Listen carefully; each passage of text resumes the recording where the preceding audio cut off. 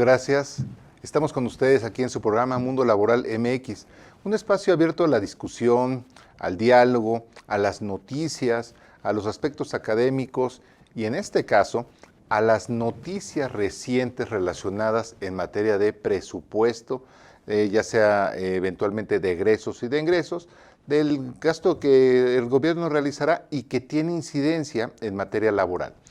Como pueden ver, el tema que nos ocupa es uno de suma relevancia el día de hoy, porque si bien pareciera que al referirnos a una ley orgánica del Poder Judicial Federal, nos referimos a la parte de cómo trabajan los ministros, los jueces, cuáles son sus atribuciones y demás, nos estamos dando cuenta que el impacto real que están teniendo en este momento las discusiones que se están dando tanto en la Cámara de Diputados como senadores sobre una ley orgánica tiene impactos seriamente sensibles en materia de derechos de los trabajadores, en este caso, de los trabajadores burocráticos del Poder Judicial.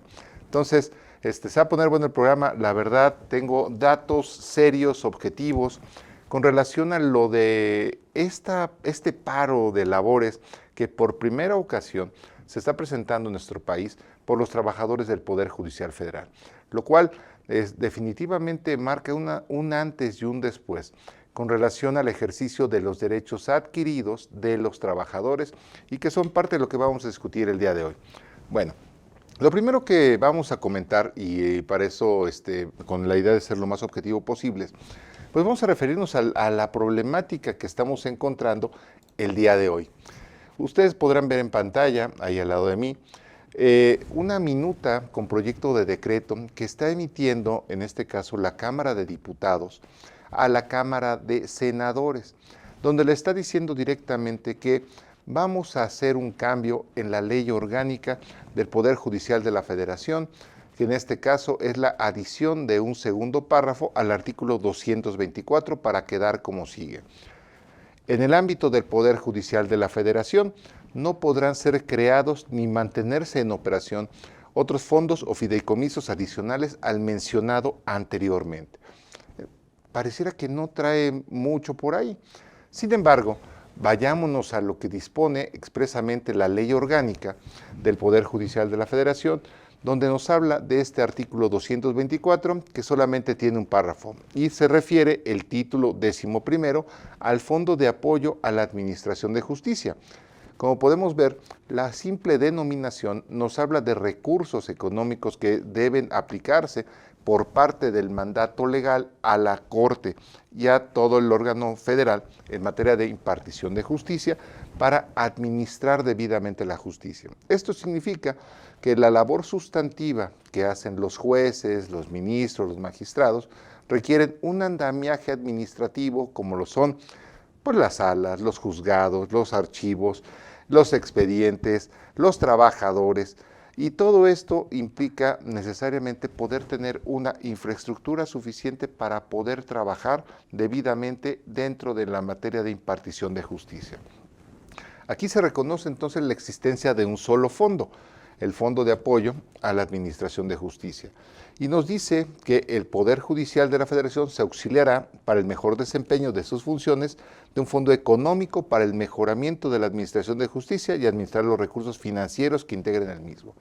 Cabe destacar, sabemos que eventualmente la situación de muchos tribunales, y lo hemos visto en materia laboral con las últimas reformas que hemos tocado en este programa y tengo la participación de nuestros invitados, ha significado un diario batallar con relación a las condiciones dignas en las cuales se debe prestar la justicia en nuestro país. Prácticamente en la última etapa de la implementación de la justicia laboral que le correspondió inclusive a la Ciudad de México, podemos ver inclusive que hasta no hace mucho, prácticamente un mes, tuvimos un paro de labores por parte de los trabajadores de los nuevos tribunales laborales, precisamente con relación a cargas de trabajo y pagos de emolumentos. Situación que estamos hablando del aspecto local y que muchas veces se replica en las entidades del país en las cuales tenemos condiciones muy difíciles por lo que hace la administración de justicia local.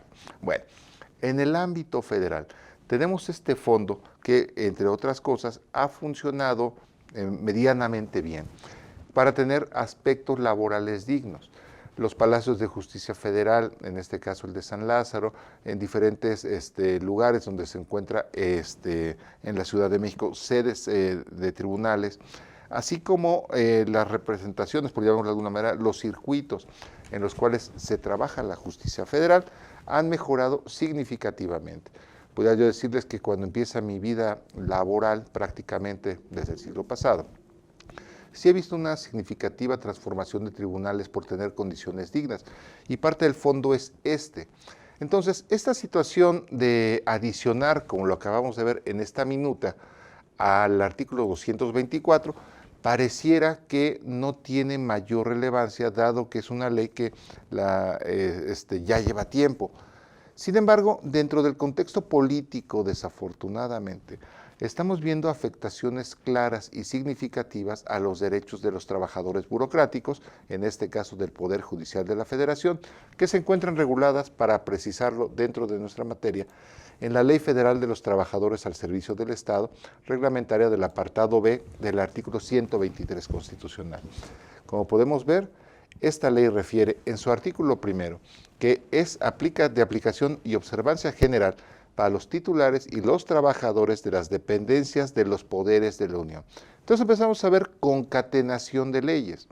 Y en este caso, los trabajadores del Poder Judicial de la Federación se rigen, con las salvedades del artículo 8, por lo que hace el personal de mando, por esta ley burocrática. Y en este sentido, es donde cobra trascendencia la parte de la progresividad de derechos fundamentales. Es decir, los derechos fundamentales en materia de derecho del trabajo nos implican que siempre se procurará, en la medida de lo posible, mejorar a la persona trabajadora. Y en este sentido es donde se circunscriben los fideicomisos que a lo largo del tiempo, y principalmente con la reforma constitucional de los 90 del año pasado, han permitido que el Poder Judicial establezca diversos fideicomisos que tienen, entre otras funciones, mejorar o tener incidencia dentro de los aspectos de los trabajadores del Poder Judicial Federal y que replican en salario. Y esto es significativo porque, de alguna manera, esta modificación que está ya proponiendo directamente en una primera instancia la Cámara de Diputados, donde tuvo mayoría suficiente para hacer eso, como podemos ver en la parte de comunicación, es a través del boletín 5205, donde se observa claramente que la Cámara de Diputados aprobó en lo general y en lo particular el dictamen que adiciona la Ley Orgánica del Poder Judicial Federal. Podemos ver esta parte donde definitivamente se vio una mayoría significativa, es decir, 260 votos a favor contra 196 en contra y 0 abstenciones por parte del Congreso de la Unión, este segundo párrafo del que hemos hablado. La incidencia no es menor. Esta situación en una primera instancia ha provocado que los trabajadores del Poder Judicial Federal estuviesen en manifestaciones en la Ciudad de México, en lo que corresponde prácticamente esta tercera semana del mes de octubre, y que llegaron inclusive al paro de labores, con lo cual estamos viendo una obstaculización de la justicia. Válido, no válido, es lo que queremos destacar para conocer los puntos de vista que nos están manifestando, tanto en este caso la Suprema Corte de Justicia de la Nación, el Sindicato de Trabajadores y eventualmente la postura que a través de los medios de comunicación social han establecido tanto el Congreso de la Unión, Cámara de Diputados y en su momento Cámara de Senadores.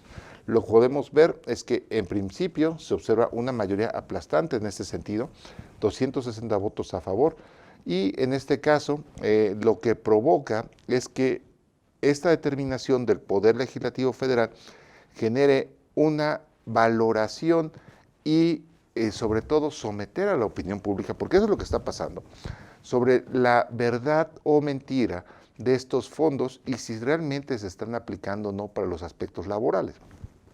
Para lo cual, quisiera que ustedes vieran, en este caso, la tarjeta informativa preparada con fecha 18 de octubre de 2023 por la Suprema Corte de Justicia de la Nación y el Consejo de la Judicatura Federal, parte sustantiva y parte administrativa.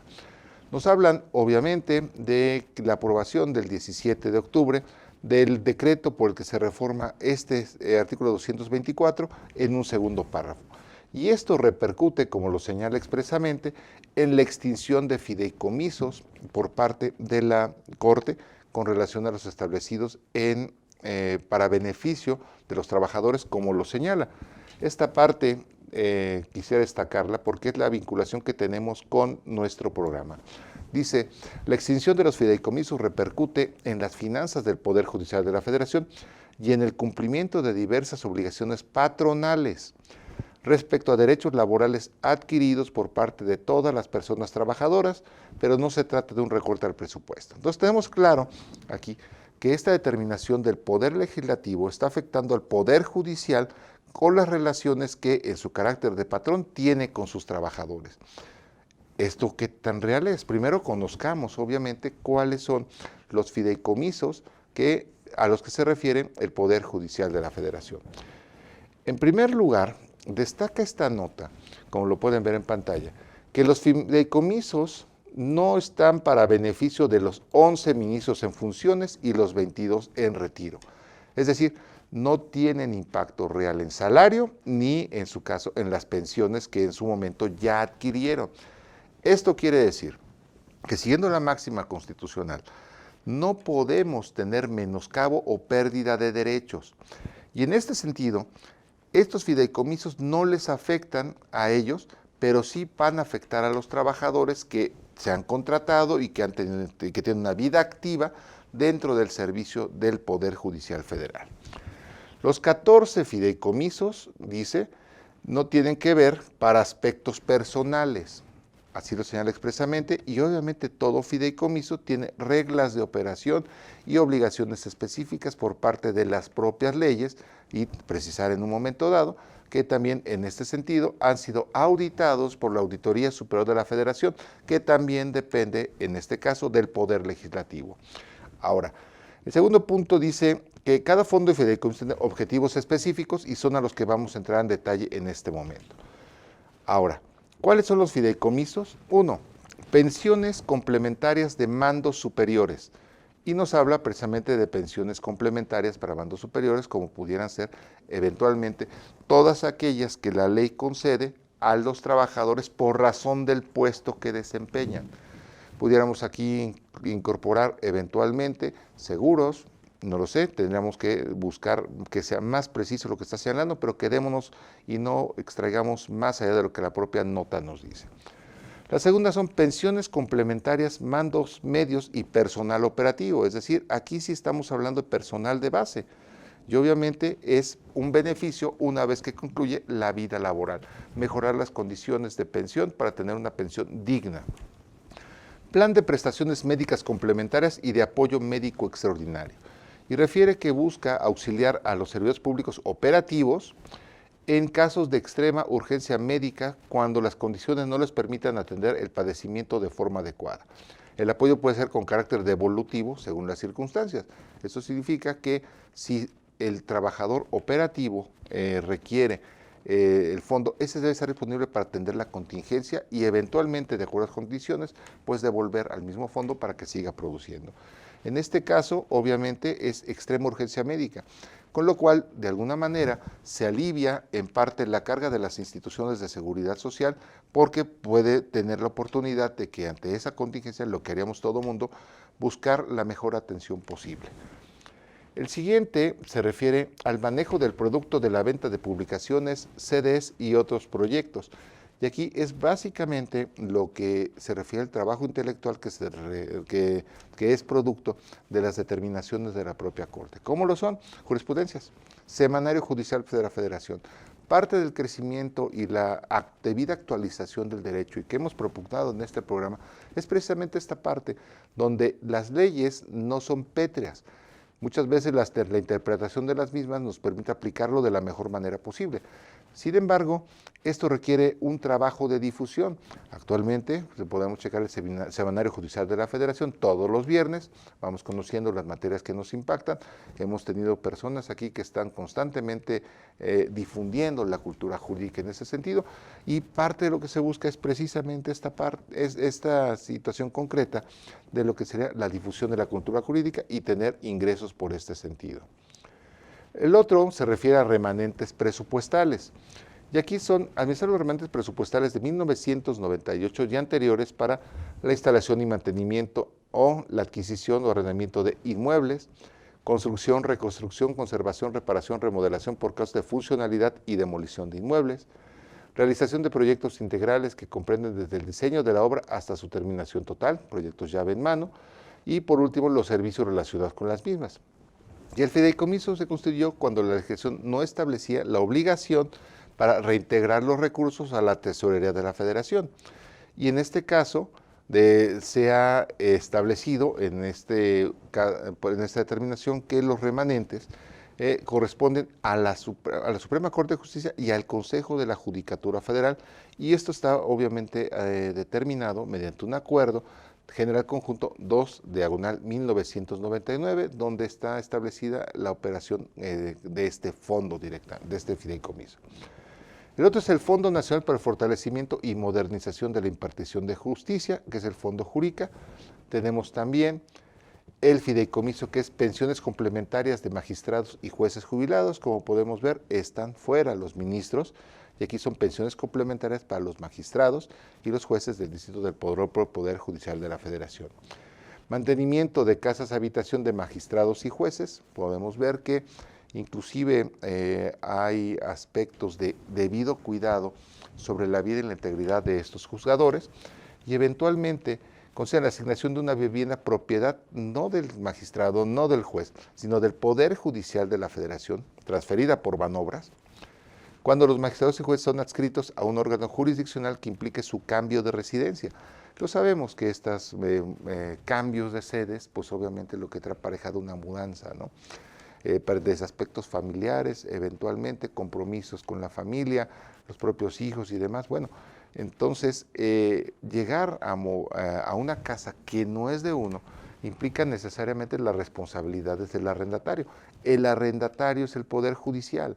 Entonces, lo que mínimo que deberíamos tener cualquier persona que rentamos una casa, un departamento, es tenerlo en las mejores condiciones de habitabilidad, y en este caso inclusive hasta de seguridad.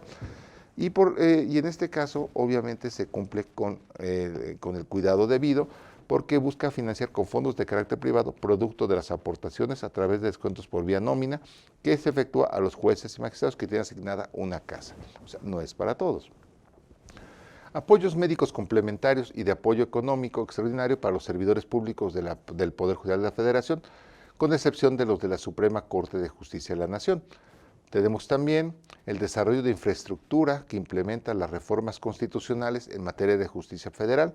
Tenemos obviamente los casos más significativos en materia de lo que sería justicia penal, y también tenemos el Fondo de Apoyo a la Administración de Justicia, que busca adquirir, construir y modelar los órganos jurisdiccionales y sus equipamientos. Tenemos computadoras, tenemos impresoras, tenemos internet para poder trabajar. Capacitación y mejora y especialización de personas públicas del Poder Judicial Federal. Y tenemos el Fondo para la Administración de los Recursos Provenientes de Sentencias que deriven de las acciones colectivas, que es el apoyo para la defensa y protección de los intereses colectivos. Tenemos los específicos, 3, del Tribunal Electoral del Poder Judicial, el Fideicomiso de Apoyos Médicos Complementarios, el Fondo Mixto de Cooperación Técnica y Científica México-España, son los que tenemos en este caso, y son compromisos de carácter internacional. Entonces, como podemos ver, en principio, estos fideicomisos a los que se refiere de manera expresa y puntual el Poder Judicial de la Federación no implican necesariamente todos aspectos laborales como este fondo mixto, pero en principio sí estamos hablando de trabajo digno, sobre todo enfocado a la parte médica, así como la parte de las pensiones, el gran grueso de los trabajadores que está en el Poder Judicial de la Federación, y con ello podemos ver que sí son incidencias en materia de derechos laborales, en este caso de derechos laborales burocráticos. Pero no se vayan. Esto es todavía la primera parte en la que estamos analizando la postura del patrón, en este caso la Suprema Corte de Justicia y el Consejo de la Judicatura, pero vamos a ver qué dicen los trabajadores en el comunicado conjunto que también hacen por parte del sindicato. Entonces no se vayan, estamos aquí en su programa Mundo Laboral MX para poder hablar de este y otros temas. 2 minutos y regresamos.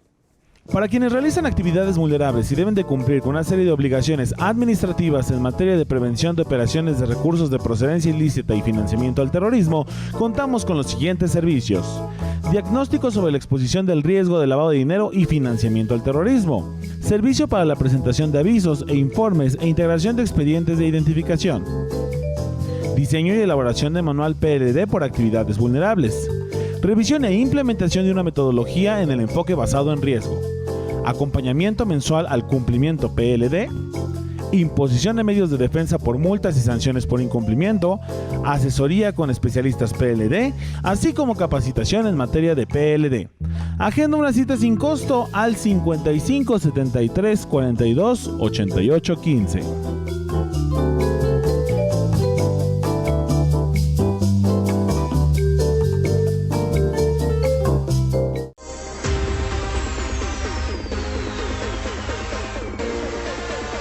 ¿Qué tal, amigos? Soy Jaime Pérez, contador público certificado, miembro de la Comisión de Control de Calidad en el Colegio Mexicano de Contadores Públicos. Vamos a invitarlos en esta ocasión a un curso en el que vamos a tratar la norma internacional de gestión de calidad. Vamos a ver algunos antecedentes de la anterior norma internacional de control de calidad. Serán 2 tardes en las que vamos a estar platicando de los diferentes cambios en los elementos o componentes de una norma a otra. Vamos a ver principalmente el tema del enfoque actual, que es un enfoque basado en riesgos y las acciones para mitigar estos riesgos. Espero que sea de su interés y los esperamos.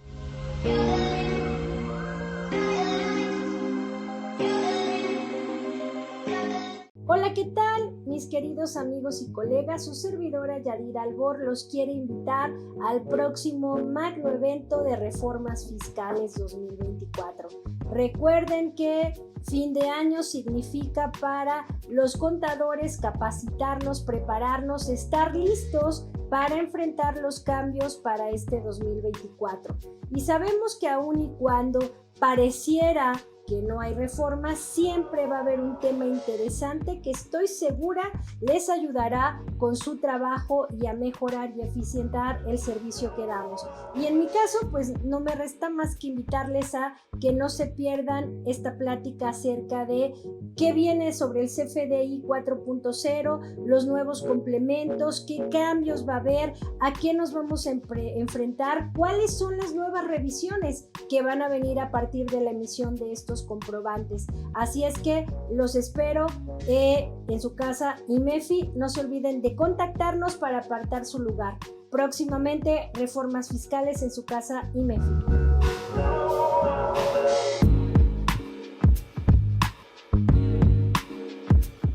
Muchas gracias por estar con nosotros y continuar analizando estas posturas que se están dando en estos momentos con relación al Poder Judicial Federal en su carácter de patrón y sobre todo la defensa que están haciendo los trabajadores adscritos a este poder de sus derechos adquiridos.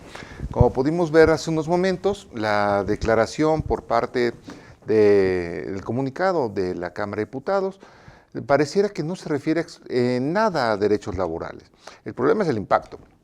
Modificar el artículo 224 de la Ley Orgánica del Poder Judicial está trayendo problemas laborales y eso es lo que nosotros hemos tratado de poner los puntos sobre las IES en este programa. Muchas de las legislaciones, actuaciones de decretos y demás llegan a tener un impacto laboral, lo cual quiere decir simple y sencillamente que no por no estar en la Ley Federal del Trabajo o en la Ley Federal de los Trabajadores al Servicio del Estado no implica que tenga afectaciones a los trabajadores o a los patrones. En este caso ya tenemos, quiero compartirles el comunicado por parte de, aquí está, el Sindicato de Trabajadores del Poder Judicial de la Federación, que esto nos está hablando, en principio, Es un comunicado a sus propios trabajadores afiliados al sindicato, donde nos habla de una asamblea plenaria extraordinaria urgente celebrada el día de hoy.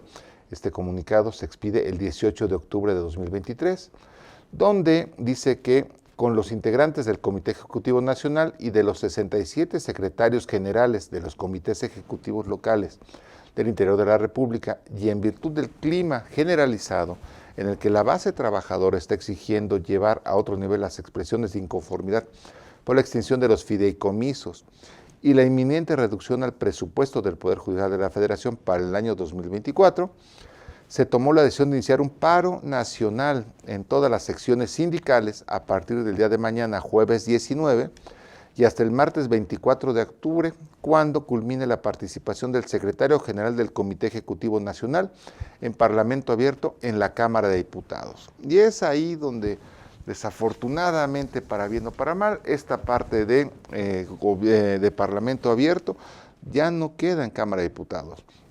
Como pudimos ver hace unos momentos, la propia minuta enviada por Cámara de Diputados a Cámara de Senadores es abrir precisamente la discusión en la Cámara Alta sobre esta propuesta de extinción de fideicomisos. Lo que podemos ver en este caso es que la defensa a ultranza de los derechos laborales ha tenido claroscuros dentro de esta administración, lo cual debe ser preocupante porque si bien se han logrado aspectos relevantes en materia de recuperación salarial, que ahí también tendríamos que ser muy cuidadosos porque los números macroeconómicos al parecer no son tan buenos como quisiera uno pensar después de estos aumentos a los salarios mínimos. Sí considero que eventualmente esta parte de afectación a derechos laborales lo hemos visto dentro de los empleados burocráticos. La Ley Federal de Austeridad Republicana, eventualmente, en cumplimiento al mandato constitucional, provocó que el Poder Ejecutivo y la Administración Pública tuvieran un encontronazo directamente con relación a la reducción de salarios. Volvemos a la parte de la retroactividad de la ley. No podemos aplicar la ley en efecto de daño para alguna persona y las conquistas se mantienen. Es decir, cuando entra esta administración, pareciera que el interior de la propia, del propio servicio profesional, servicio civil, las personas que ya tenían una situación de beneficio por razón de nivel, vieron reducidas sus prestaciones salariales y no hubo mayor impacto colectivo. Solamente fueron algunos amparos que eventualmente algunos se ganaron y otros se perdieron dependiendo del planteamiento. Aquí lo que estamos viendo es que en esta situación, que también afecta a la parte burocrática, existe mayor organización y defensa y sobre todo pareciera que hay más legitimación dentro del Poder Judicial que por lo que hace la Administración Pública Federal. Y eso es delicado, porque pareciera que se le allanó, en este caso, al patrón gobierno federal, esta falta de respuesta de los servidores públicos que parece que no se va a lograr dentro de la parte del Poder Judicial. Y esto es significativo porque marca un hito. ¿Tiene problemas para la Administración de Justicia Laboral? Sí. Los asuntos eventualmente que se tengan que desarrollar en carácter de urgencia, tenemos entendido que se resolverán en ese sentido. Pero si no, la simple afectación de una semana sin actividades de personal en tribunales, en juzgados de distrito, provocarán necesaria reprogramación de diligencias para poder desarrollarlas en tiempo y forma. Por eso que esto es muy delicado y nos afecta en el ámbito económico, patrones y trabajadores. Eso es definitivo. Ahora, ¿qué es lo que se espera eventualmente con relación a que ya el Senado cuente con esta minuta enviada por Cámara de Diputados? Bueno, pues vayámonos a la parte de comunicación social, donde es a través del comunicado del Senado de la República por su coordinación de comunicación social en el número 305, donde dice que adelanta la presidenta Ana Lilia Rivera que la próxima semana el Pleno abordará la extinción de 13 fideicomisos del Poder Judicial Federal. Y aquí nos está precisando que podría aprobarse en comisiones y la próxima semana, el martes 24 de octubre, se dará trámite de primera lectura.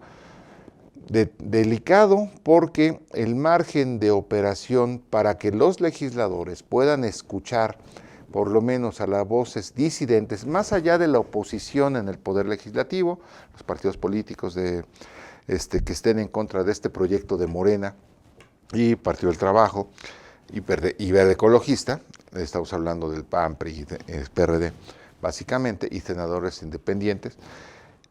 El tiempo es sumamente reducido porque debería hacerse con la idea de parlamento abierto, que esto ya se propuso, lo vimos en el comunicado de prensa por parte de la Cámara de Diputados, pero ojo, ya salió de Cámara de Diputados. Lo ideal sería que eventualmente el Senado de la República permitiera escuchar por lo menos las voces, lo cual no es garantía de que se resuelva en este favor, pero es inexacto decir que no haya afectación de derechos laborales de los trabajadores, como señaló en la mañanera el señor presidente de la República, porque sí hay afectaciones de aspectos laborales y también pensionarios. Entonces, eso es lo que habría que considerar. En este comunicado nos está diciendo que la senadora del Grupo Parlamentario de Morena puntualizó que la propuesta ya fue turnada para su análisis a las Comisiones Unidas de Hacienda y Crédito Público y de Estudios Legislativos segundo del propio Senado de la República. Es donde eventualmente se tendrá que emitir un dictamen y este será el que pasará a pleno en primera lectura. Entonces, dice que la primera lectura será el próximo martes 24 de octubre, donde los grupos parlamentarios definirán la ruta a seguir en el pleno de la Cámara. Y aquí es donde sería muy importante que se diera la oportunidad por parte de nuestros legisladores de que se escuchen esas voces.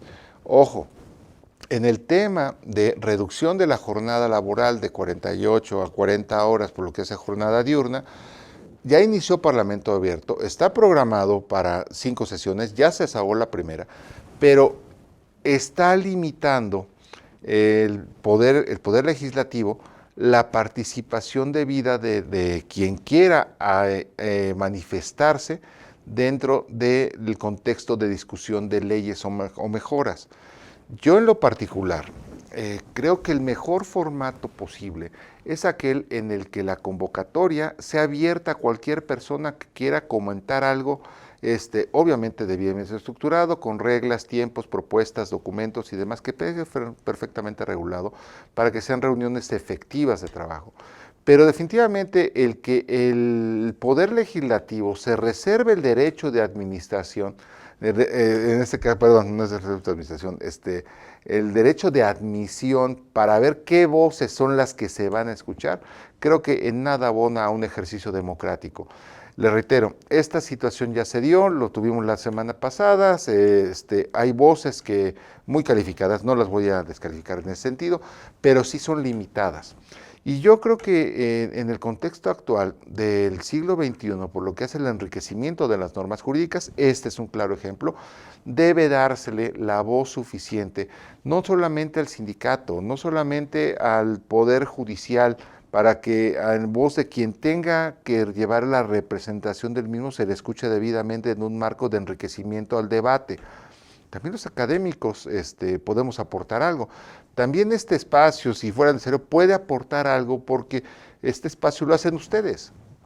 Ahora, los invito, como hemos hecho en otras ocasiones, los invito a que sus comentarios los manden por esta vía. Estamos transmitiendo, obviamente, en YouTube, en el propio canal del IMEFI. Les recuerdo, ya tenemos Spotify. Son vías de comunicación que, si ustedes lo permiten, podemos tratar de que estos mismos lleguen a esta idea de parlamento abierto.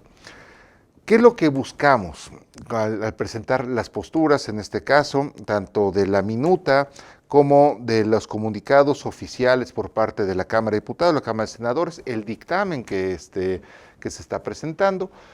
Tener elementos objetivos, tener elementos que nos permitan formarnos un criterio, porque créanlo, eventualmente dentro de una división de poderes, dentro de una idea de controles constitucionales, debemos permitir que la democracia sea más allá del papel y que sea una situación real.